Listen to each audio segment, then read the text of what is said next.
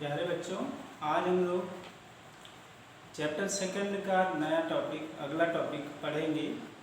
और वो जो टॉपिक है वो है मेल रिप्रोडक्टिव यूनिट या नर जनन इकाई। ये टॉपिक बहुत ही इंटरेस्टिंग है, हम लोग बड़े ही आराम से पढ़ेंगे और बड़े ही आसानी से इसको हम समझ लेंगे। तो यहाँ पर हम सभी लोगों को ये बताया जा चुका है कि जो मेल रिप्रोडक्टिव यूनिट है वो क्या होता है, पुमंग होता है। क्या होता है? पुमंग, या इसको बोलते हैं एंड्रोसियम। एंड्रोसियम आपको इसके पहले के वीडियो में पढ़ाया गया पार्ट्स ऑफ द फ्लावर, पुष्प के भाग पढ़ाया गया था। तो जो पुमंग होता है वो वास्तव में है क्या? This one is the whole of stamen. Whole of stamen मतलब ये पुंकेसरों का समूह होता है। पुंकेसरों का चक्र होता है। अब यहाँ पर हम लोग जानेंगे जो एक पुंकेसर होता है, मतलब कई पुंकेसर मिलकर के बनाते क्या है, एंडोसियम या पुमंग बनाते हैं। तो यहाँ पर अगर हम एक पुंकेसर के बारे में जानें, पुंकेसर के बारे में जानें, यानी हम ये भी कह सकते हैं कि जो नर जनन इकाई है वो क्या है, पुंकेसर है। मतलब कई पुंकेसर मिलकर के एंडोसियम का निर्माण करते हैं।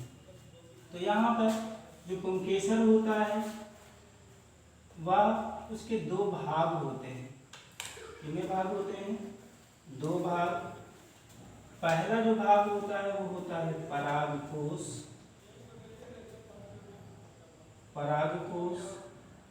और दूसरा जो भाग होता है वो होता है पुतंत्र।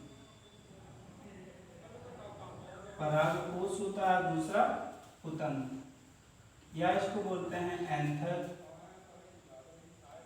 और ये होता है फिलामेंट। एंथर और फिलामेंट। यहाँ पर अगर हम फिगर देखें तो जो पराग कोश है ये ऊपर का ये द्विपालित संरचना होती है,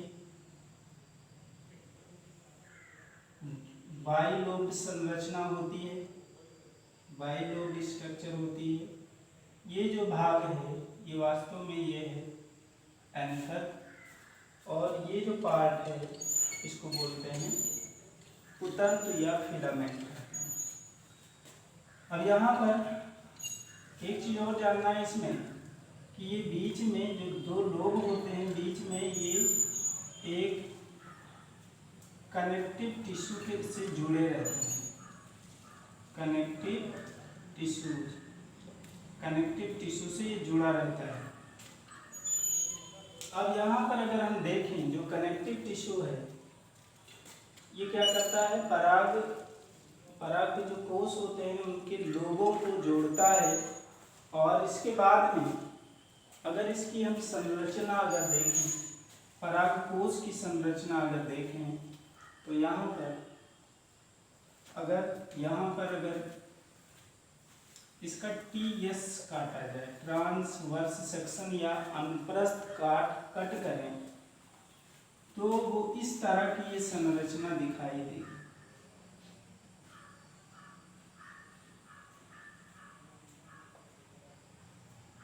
ऐसी संरचना दिखाई देगी। यहाँ पर होता क्या है कि जो एंथर है या परागकोश है उसमें ये बताया गया कि दो लोब हैं। तो यहाँ से ये एक लोब हो गया और ये दूसरा लोब हो गया, और प्रत्येक लोब में दो माइक्रोस्पोरेंजिया या लघु बीजाणुधानी होती है। मतलब एक लोब ये हो गया और एक लोब ये हो गया, तो इस लोब में दो क्या होते हैं, माइक्रोस्पोरेंजिया, एक ये और एक ये हो गया।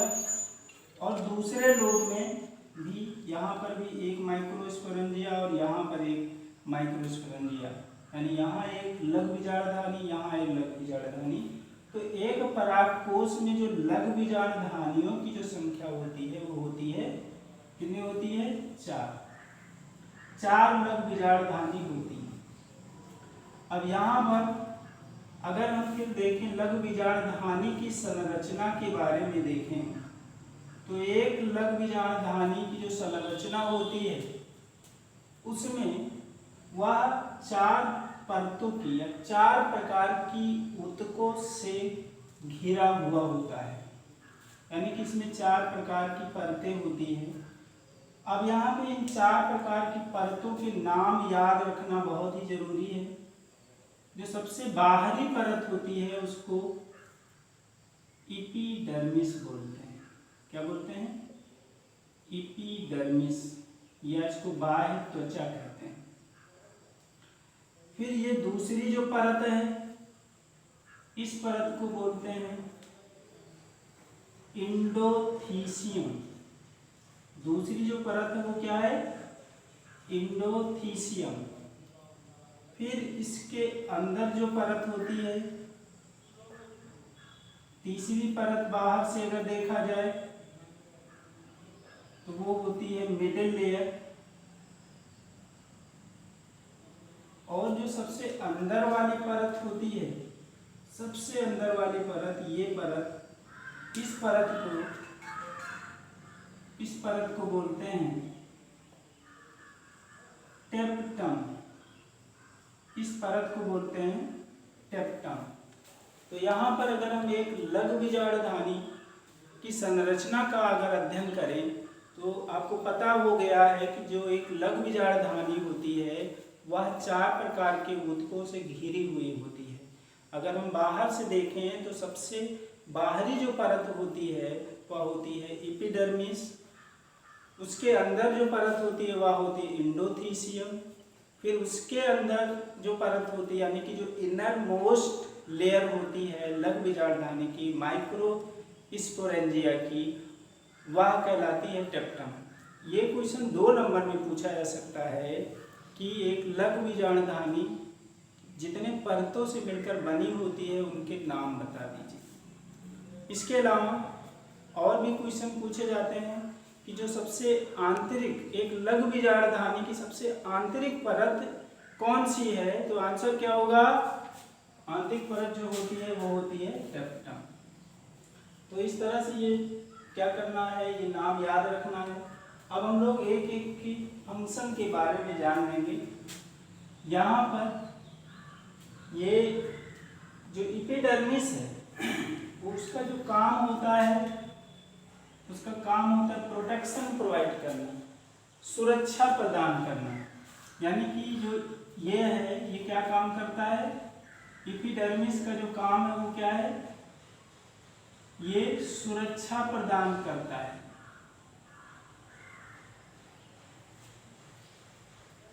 सुरक्षा प्रदान करना। इंडोथीसियम जो होता है ये भी प्रोटेक्टिव नेचर का ही होता है, सुरक्षा प्रदान करता है। और इसके साथ साथ एक चीज इसको पहले हम लोग और जान लेंगे, इसी के अंदर क्या होते हैं? टिश्यूज होते हैं, ऊतक होते हैं। और इन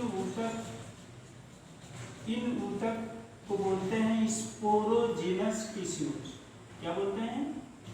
स्पोरोजिनस टिश्यू। ये स्पोरोजिनस टिश्यू जो होते हैं, फिर ये PMC यानी पॉलन मदर सेल में, यानी कि जो स्पोरोजेनस टिश्यू है, टिश्यू का मतलब होता है ग्रुप ऑफ सेल। ये बहुत सारे ग्रुप ऑफ सेल्स होते हैं और प्रत्येक सेल को कहा जाता है पॉलन मदर सेल। ये जो पॉलन मदर सेल होती है मियोटिक डिवीजन करके, मतलब अर्धसूत्री विभाजन करके क्या करते हैं? पॉलन ग्रेन बनाते हैं, पराग कण का निर्माण करते हैं। तो यानी कि यहाँ पर जो अंदर ये है, ये सेल डिवाइड होकर के प्रत्येक स्पोरोजेनस टिश्यू जो जितने कोशिकाओं से मिलकर बना है, प्रत्येक कोशिका अर्धसूत्री विभाजन के द्वारा परागकण बनाता है। क्या बनाता है? परागकण। एक पॉलन मदर सेल से, एक जो पराग मात्र कोशिका होती है उससे 4 परागकण बनते हैं। तो यहाँ पर क्या होते हैं, इसके अंदर परागकण भरे रहते हैं। यहाँ पे जो स्पेस होगा, अंदर का स्पेस, इसको क्या बोलेंगे? परागकोश कहते हैं। यहाँ पे इसको अंदर जो होगा वो क्या होगा? पराग कोश कहलाएगा। यानी कि जो परागकण होते हैं वो कहाँ पाए जाते हैं? परागकोश के अंदर पाए जाते हैं। तो यहाँ पर आपको पता होना चाहिए जो इंडोथीसियम है, दूसरी लेयर, वो क्या करती है? एक तो अंदर जो परागकण है उसको सुरक्षा प्रदान करता है, और इसके साथ साथ चूंकि जो परागकण होते हैं उसी में नर युग्मक पाया जाता है, तो इसको बाहर भी निकलना होता है। तो क्या करते हैं कि जो ये लघुबीजाणुधानी ये टूटता है, यानी कि ये फूटता है, परागकोश का स्फुटन होता है। तो यहाँ पर क्या होगा? ये 2 काम करती है। एक तो क्या करती है? सुरक्षा प्रदान करना, और दूसरा जो काम होता है वो परागकोश का स्फुटन करता है। एक काम क्या होगा? प्रोटेक्टिव नेचर का होगा, सुरक्षा प्रदान करना, तथा पराग कोश के स्फुटन में, उसके फटने में मदद करता है। इसके स्फुटन में क्या करता है? ये मदद, यहाँ पे थोड़ा सा लिख दे रहा हूँ, मदद करना।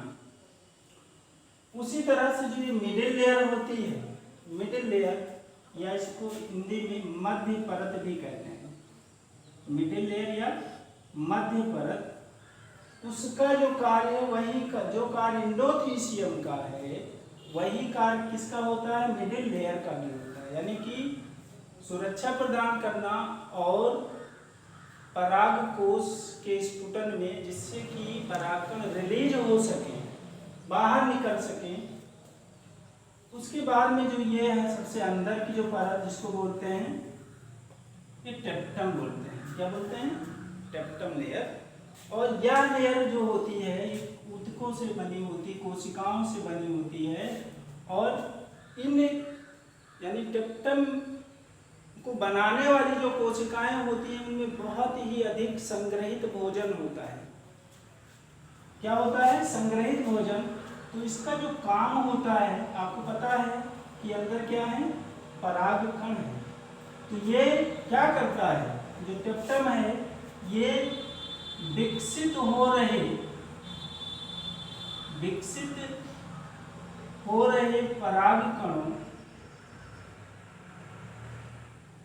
परागकणों को ये नरिश करता है, पोषण प्रदान करता है। पोषण प्रदान करने का काम होता है। तो इस तरह से हम लोगों को ये क्लियर हुआ। अगर हम एक लघुबीजाणुधानी की संरचना के बारे में देखें तो उसकी संरचना के बारे में आपको बताया गया कि ये 4 परतों से, एपिडर्मिस, इंडोथीसियम, मिडिल लेयर, टेप्टम से बनी होती है। और प्रत्येक के कार्य क्या है? एपिडर्मिस, इंडोथीसियम और मिडिल लेयर प्रोटेक्टिव नेचर की होती है। इंडोथीसियम और मिडिल लेयर ये परागकोश के स्फुटन में भी मदद करती हैं, जबकि जो इनर मोस्ट लेयर होती है, सबसे आंतरिक परत जो होती है, लघुबीजाणुधानी की सबसे आंतरिक परत वो टेप्टम होती है। और यह जो टेप्टम है ये अंदर जो परागकोश है इसके अंदर विकसित हो रहे परागकणों को पोषण प्रदान करता है। तो यहाँ पर ये हो गया। इसके बाद में हम लोग इसी से संबंधित यहाँ पर जो स्पोरोजेनस टिश्यू है इससे परागकण का निर्माण हो रहा है। इससे स्पोरोजेनस टिश्यू से परागकण के निर्माण होने की जो प्रक्रिया है उसको माइक्रोस्पोरोजेनेसिस बोलते हैं। क्या बोलते हैं? माइक्रोस्पोरोजेनेसिस बोलते हैं। तो हम लोग अब ये टॉपिक माइक्रोस्पोरोजेनेसिस पढ़ेंगे, क्या होता है उसके बारे में जानेंगे।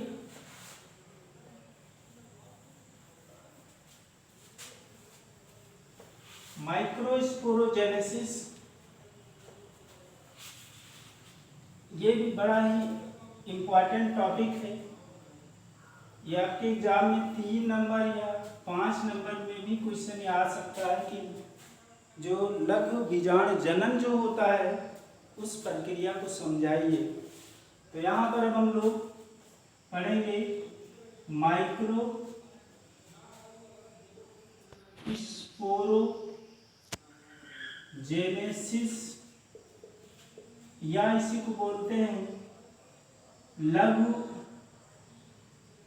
बीजाणु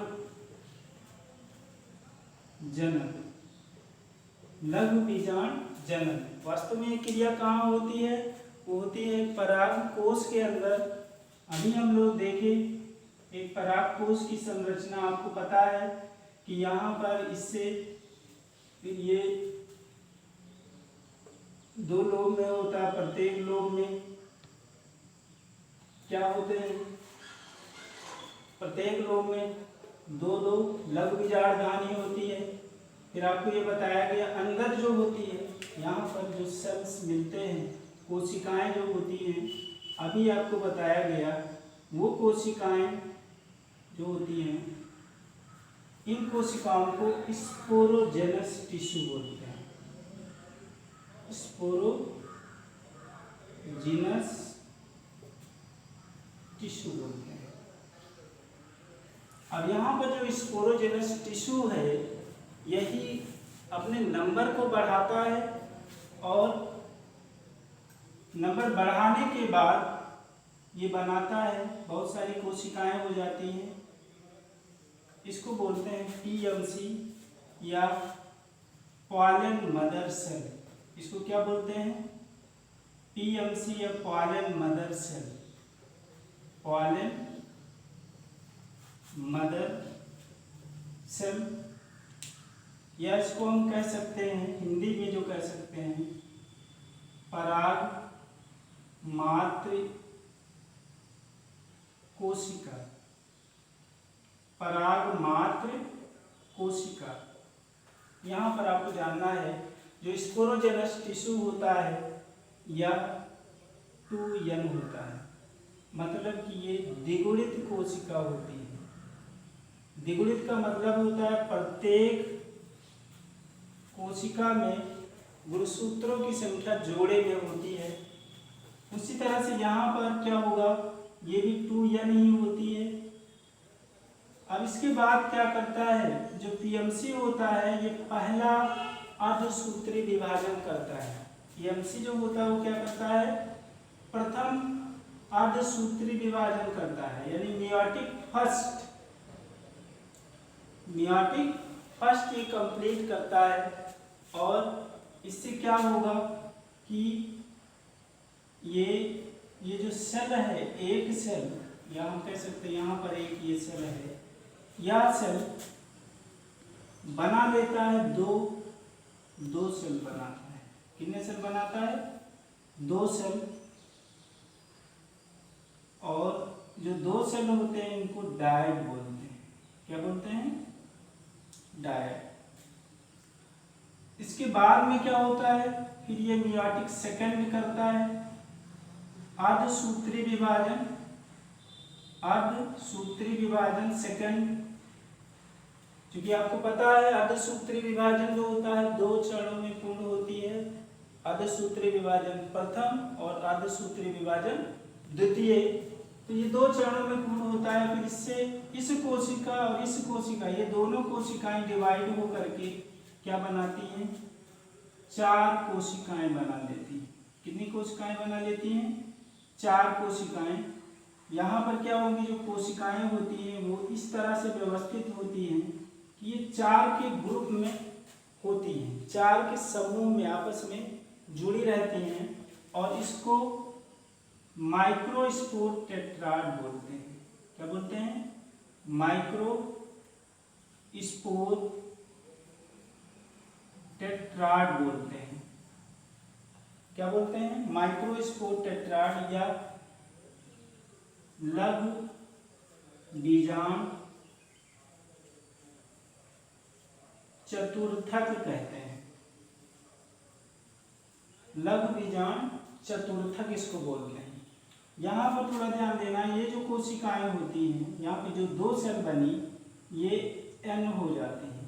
क्या हो जाती हैं? n, मतलब इनमें गुणसूत्रों की संख्या मात्र कोशिका या स्पोरोजेनस टिश्यू की कोशिका की आधी रह जाती है। यहाँ पे भी क्या होता है? ये भी n ही रहता है। इसके बाद में क्या होता है? जो माइक्रोस्पोर टेट्राड्स यहाँ पर ये यहाँ पे होता क्या है? उसी के अंदर जो होते हैं ये डिहाइड्रेट होता है। क्या होता है? डिहाइड्रेट होगा। तो यहाँ पर हम लोग देखेंगे कि जो माइक्रोस्पोर टेट्राड्स है वो क्या हो जाता है? डिहाइड्रेट, मतलब जल की हानि कर देता है। क्या करता है? जल की हानि, यानी जल का लाश होता है। और फिर ये क्या होगा? जल की हानि होकर के फिर जो ये आपस में जुड़े हुए हैं, जो माइक्रोस्पोर जो है वो क्या है? आपस में जुड़े हुए हैं, वो अलग अलग हो जाते हैं और बना लेते हैं क्या? माइक्रोस्पोर। क्या बनाते हैं? माइक्रोस्पोर, या इनको बोलते हैं लघु बीजांड। क्या बोलते हैं? लघु बीजांड। तो यहाँ पर आपको ये क्लियर हो गया होगा कि जो हम लघु बीजांड जनन जो पढ़े, लघु बीजांड जनन, ये लघु जो बीजांड जनन है या क्या होता है, तो आपको बस ऐसे सिंपली डिफाइन करना होगा। जो पराग मात्र कोशिका, अगर 1 नंबर में क्वेश्चन आता है तो आपको केवल ऐसे ही बता देना है कि पराग मात्र कोशिका से लघु बीजांड बनने की जो प्रक्रिया है उसे लघु बीजांड जनन कहते हैं। अगर लघु बीजांड जनन को आ गया कि लघु बीजांड जनन क्रिया को समझाइए, तब आपको इस तरह से पूरा आपको समझाना होगा कि किस तरह से कि जो स्पोरोजेनस टिश्यू जिसके अंदर होते हैं लघु बीजांड, धानी जो होती है उसके सेंटर में क्या होते हैं? डेंस, बहुत ही घने कोशिकाओं का समूह होता है। और ये माइटोटिक डिवीजन के द्वारा सूत्री विभाजन, समसूत्री विभाजन के द्वारा अपने नंबर को बढ़ा करके और बनाते क्या हैं? पीएमसी बनाते हैं। क्या बनाते हैं? पॉलन मदर सेल, या बोलते हैं पराग मात्र कोशिका का निर्माण करते हैं। फिर ये अर्धसूत्री विभाजन फर्स्ट के द्वारा 2 कोशिकाएं बनाता है। और फिर ये जो है क्या होगा? माइक्रोस्पोर टेट्राड्स का निर्माण करता है, जो फिर इससे जल की हानि हो जाती है और फिर बनाता क्या है? क्या बनाता है? लघु बीजांड। तो ये पूरी प्रक्रिया हो जाएगी। फिर यही थोड़ा सा डिफरेंशिएट होकर के जो लघु बीजांड है, यही जो होता है क्या बना लेता है? परागकण बनाता है। यानी कि ये डिफरेंशिएट होकर के क्या बनाता है? यानी कि 4 परागकण बनेंगे। परागकण का निर्माण करते हैं। थोड़ा सा इसमें कुछ चेंजेज होगा और ये बना लेते हैं क्या? परागकण। तो अब हम लोग ये पढ़ेंगे, परागकण की संरचना के बारे में पढ़ेंगे। तो क्या होता है परागकण? ये पूरा हमें लगता है आप लोगों को पूरी तरह से समझ में आ जाएगा। अब हम लोग इसको देखते हैं। एक परागकण की जो संरचना होती है क्या होती है, मैं आपको बड़े ही आसानी से समझा दे रहा हूँ।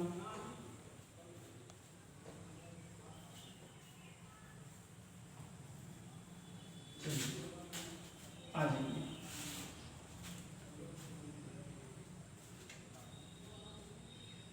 क्या करने जा रहे हो? परागकण की संरचना, स्ट्रक्चर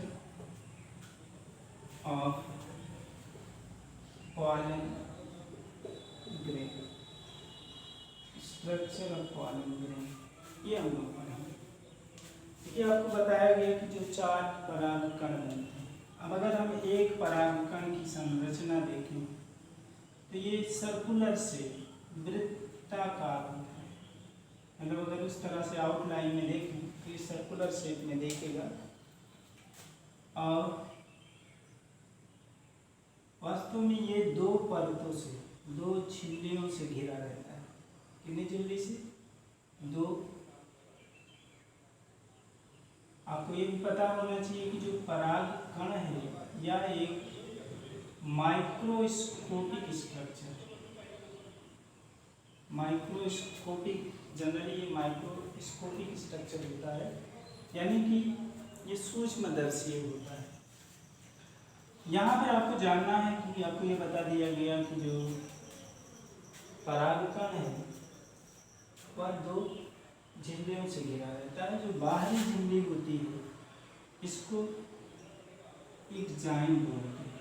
क्या बोलते हैं? एक्जाइम बोलते हैं, या इसको हिंदी में बाह्यचोल कहा जाता है। क्या कहते हैं? बाह्यचोल। और जो अंदर वाली झिल्ली है इसको इंटाइन कहते हैं, यानी 2 झिल्लियां, एक्जाइम बाहर वाली को, अंदर वाली को इंटाइन या अंतःचोल। इसमें एक जो ज़्यादा ध्यान देने वाली चीज़ है वो होती क्या है कि जो इंटाइन है वह एक पदार्थ से बनी हुई है, और वो पदार्थ, उस पदार्थ का जो नाम है याद रखना है, बहुत इम्पोर्टेंट है, स्पोरोपोलेन।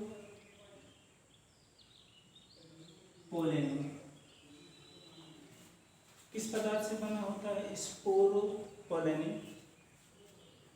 और जो दूसरी झिल्ली है ये 2 पदार्थों से बनी होती है। कौन से? देखते हैं। एक होता है सेलुलोज और दूसरा क्या होता है? एक्टिन। सेलुलोज और पैक्टिन, थोड़ा ध्यान देना है।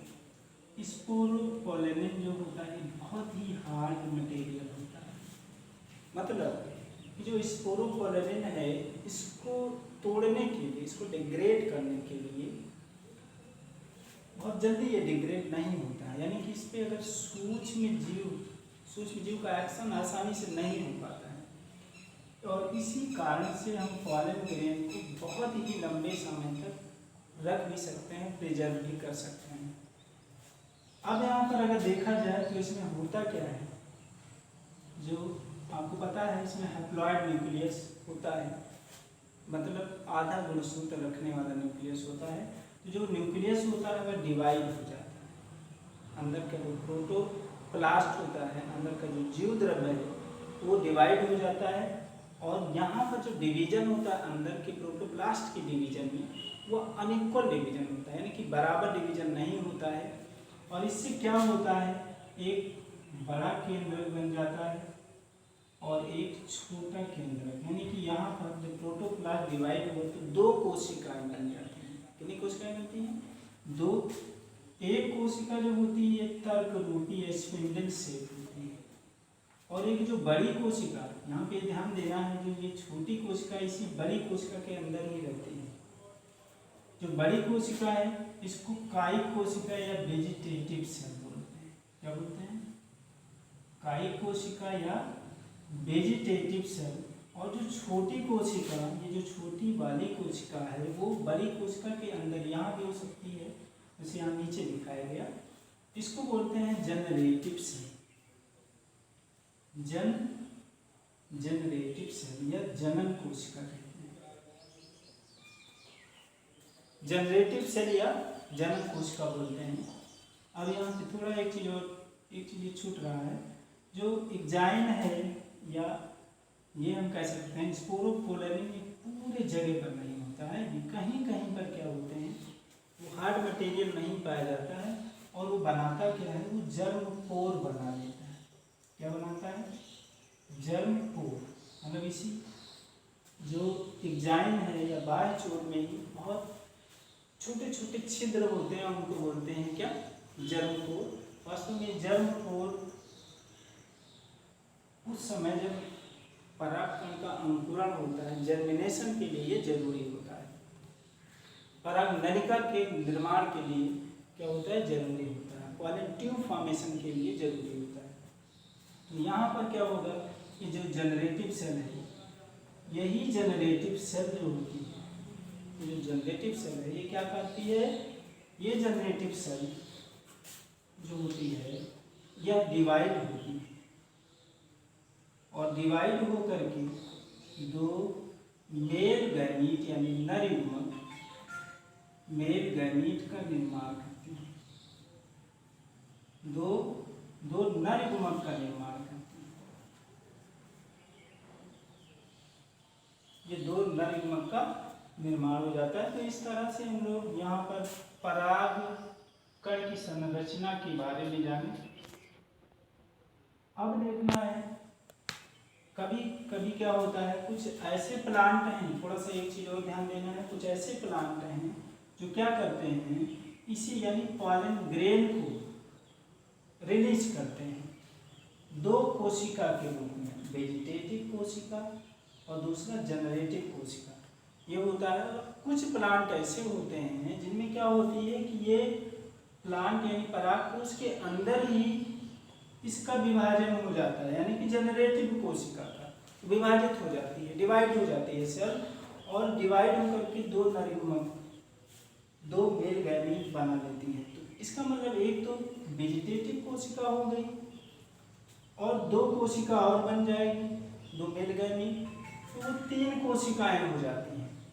तो कुल मिलाकर के यानी कि कुछ पौधों में क्या होता है, 3 सेल्ड स्टेज पर वो रिलीज होते हैं, परागकोश से बाहर निकलते हैं, और कुछ पौधों में क्या होते हैं, 2 सेल्ड स्टेज पर, यानी कि दो ही कोशिका जब बाहर आकर के जर्मिनेट करेगा, यानी कि ये डिवाइड होगा, तो यहाँ पे जनरेटिव कोशिका और ये रहेगा, तो 2 सेल्ड के स्टेज पर भी रिलीज करते हैं। तो ये हो गया। एक चीज और जानना है, अगर हम यहाँ पर जो परागकण है इसका अगर इम्पोर्टेंस देखें, इसका महत्व अगर देखें तो क्या होता है, इम्पोर्टेंस क्या है, क्या महत्व होता है। तो एक तो महत्व में अगर हम देखें तो यहाँ पर पहला जो महत्व होगा, आपको पता है कि ये नर युग्मक का कैरियर होता है, और नर युग्मक क्या है, जरूरी होता है किसके लिए, सेक्सुअल रिप्रोडक्शन के लिए, लैंगिक जनन के लिए। पहला ये महत्व हो जाएगा। दूसरा जो महत्व अगर हम देखें, दूसरा महत्व किसका, परागकण का। तो आपको ये पता होना चाहिए जो परागकण है ये बहुत ही इसमें पोषक पदार्थ होते हैं। क्या होते हैं, पोषक पदार्थ। तो ये न्यूट्रिएंट के लिए यानी कि भोजन के रूप में भी प्रयुक्त किए जा सकते हैं। इसके अलावा होता क्या है कि जो स्पोरोपोलेनिन है बहुत ही हार्ड मटेरियल होता है, तो इनको जो है प्रिजर्व किया जा सकता है। जैसे पॉलन ग्रेन किसी पौधे का ले लिया जाए और उनके उपयुक्त अगर कंडीशन नहीं है तो उनको हम प्रिजर्व यानी सुरक्षित रख सकते हैं, और बाद में जब परिस्थिति अच्छी हो या हो सकता है उस समय में नहीं उगाना है, कुछ समय के बाद उस पौधे को उगाना है, तो हम इसको काफ़ी समय तक इसको सुरक्षित भी रख सकते हैं। अब यहाँ पर होता क्या है, सुरक्षित रखने के लिए इनको एक सूटेबल टेम्परेचर की ज़रूरत होती है। वो टेम्परेचर होता है -96 डिग्री। क्या है कि जो परागकण है उनको क्या कर सकते हैं, एक तो हम क्या करेंगे कि -196 डिग्री सेंटीग्रेड पर क्या करते हैं, उसके लिए एक टेम्परेचर पर रखेंगे, और इसके लिए जो प्रिजर्वेटिव होगा, संरक्षित करने के लिए जो पदार्थ उपयोग में लाया जाता है वो क्या होता है, लिक्विड नाइट्रोजन। लिक्विड नाइट्रोजन या द्रवित नाइट्रोजन का प्रयोग करते हैं। तो यहाँ पर हम लोग जाने परागकण के महत्व के बारे में, मतलब आपको पता है पहला जो महत्व या सेक्सुअल रिप्रोडक्शन के लिए जरूरी होता है परागकण, क्योंकि ये मेल गैमीट नर युग्मक का कैरियर होता है। दूसरा क्या है कि इसमें न्यूट्रिएंट बहुत ज़्यादा होते हैं, तो एज ए फूड सप्लीमेंट के रूप में भी इसको लिया जा सकता है।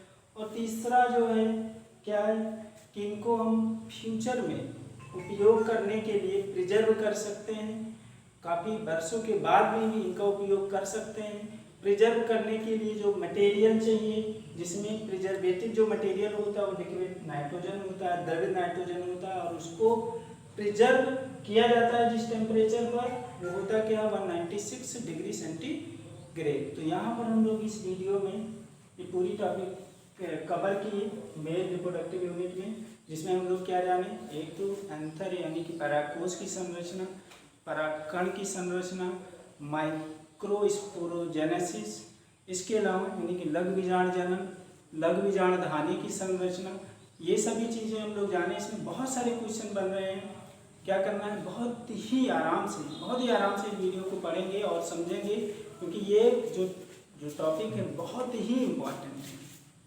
Thank you.